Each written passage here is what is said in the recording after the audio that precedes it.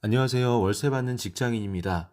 부동산을 매입하는 방법은 여러 가지가 있는데 그 방법 중 하나인 경매라는 것과 공매라는 것이 있습니다.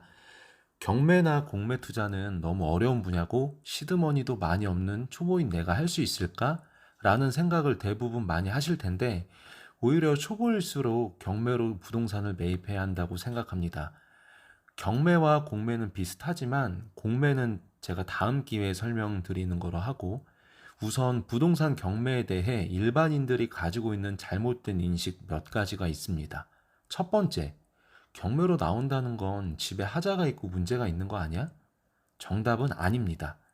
경매란 집을 살 때 보통 대출을 받아서 살 텐데 은행에서는 그 사람의 신용도 보고 대출을 해주지만 부동산 물건을 담보로 근저당을 잡고 대출을 해주죠.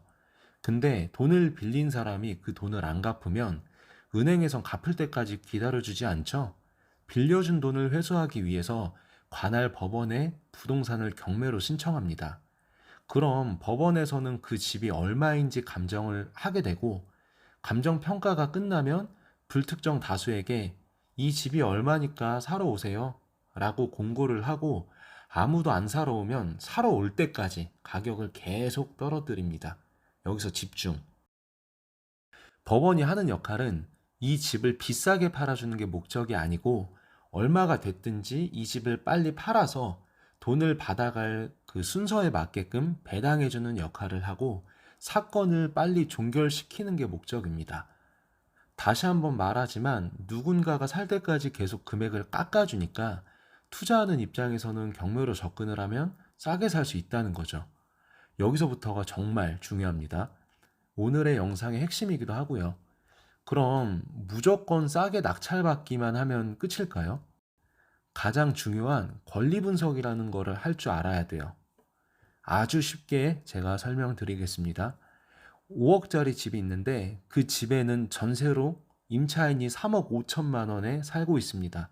근데 그 집주인이 돈을 못 갚아서 집이 경매로 나와서 제가 이걸 운 좋게 3억에 낙찰받았어요. 그럼 2억을 싸게 샀으니까 대박이죠.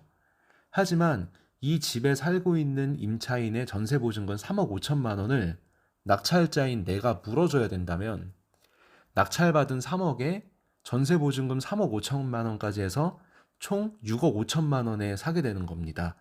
낙찰은 3억에 받았지만 실제로는 6억 5천만 원에 사게 된 거니까 오히려 시세보다 비싸게 산 거죠. 이러면 정말 낭패입니다.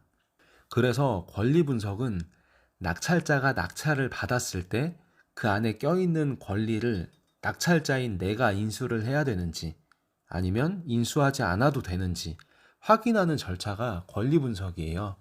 그럼 권리 분석은 어떻게 하는 건지 궁금하시죠? 아주 간단합니다. 설명드리기 전에 먼저 제가 한 가지만 당부드리면 처음부터 단어 하나하나를 너무 이해하려고 하지 마세요. 우리는 부동산 투자를 해서 돈을 벌려는 거지 지식 박사가 되려고 공부를 하는 게 아니니 일단 처음엔 핵심만 공부해 보세요. 그리고 기본이 잡히면 퍼즐이 한 번에 쫙 풀리듯이 이해가 되실 겁니다. 자, 권리 분석하는 방법을 알려드릴게요. 말소기준 권리를 먼저 찾으세요. 말소기준 권리가 뭐냐고요? 등기부등본상에 근저당, 압류, 가압류 이 세 개 단어를 찾은 다음에 가장 빠른 날짜가 말소기준 권리입니다. 말소기준 권리를 찾았으면 그 다음으로 말소기준 권리 날짜하고 그 집에 살고 있는 임차인의 전입 날짜랑 비교하시면 끝이에요. 임차인의 전입 날짜가 빠르면 임차인은 낙찰자에게 대항할 수 있는 힘이 있다는 거죠. 즉, 내가 낙찰을 받고 나서 이제 제 집이니까 나가주세요 라고 해도 임차인은 안 나가도 되는 거죠. 근데 반대로 임차인 전입 날짜보다 말소 기준 권리가 빠르다면 낙찰자에게 대항할 수 있는 힘이 없습니다.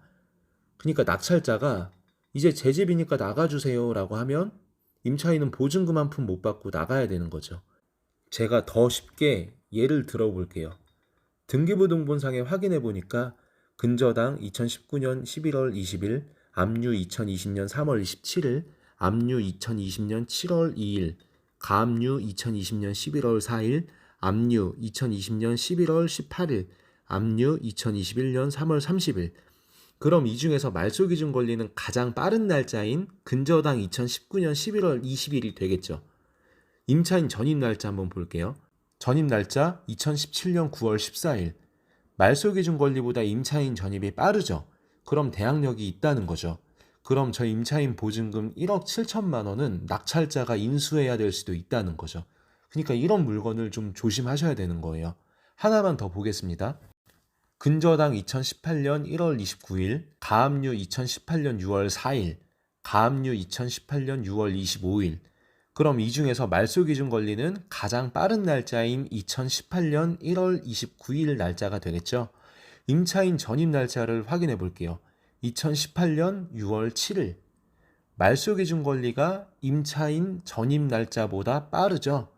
그럼 임차인은 대항력이 없는 겁니다. 그럼 저 보증금 미상이라고 적혀 있긴 하지만 그게 얼마든지 낙찰자가 안 물어줘도 되는 거니까 문제될 게 전혀 없다는 거죠. 권리 분석상 문제가 없다고 해서 무조건 부동산을 다 사도 되는 건 아니지만 권리 분석상 문제가 없다면 그제서야 입지나 물건 상태에 대해서 임장을 가서 조사를 하는 겁니다.